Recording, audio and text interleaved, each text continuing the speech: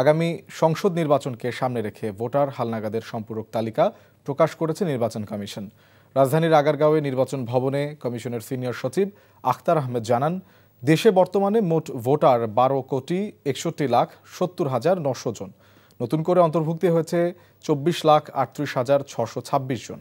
একই সঙ্গে তিনি জানান, এবারের হালনাগাদে প্রায় 45 লাখের মতো ভোটার অন্তর্ভুক্ত হয়েছে।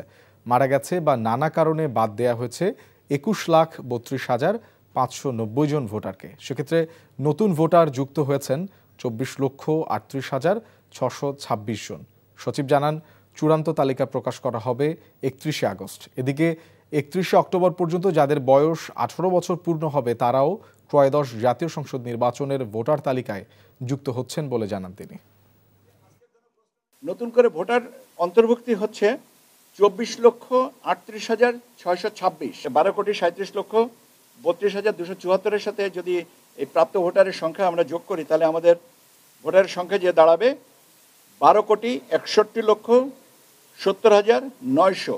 এবং আমরা আগামী 31শে অগস্টের ভিতরে এটা চূড়ান্ত করব। 31শে অক্টোবর পর্যন্ত যাদের জন্ম হয়েছে 18 বছর পূর্ণ হয়েছে তাদেরকে আমরা অন্তর্ভুক্ত করে আরেকটা তালিকা প্রকাশ করব।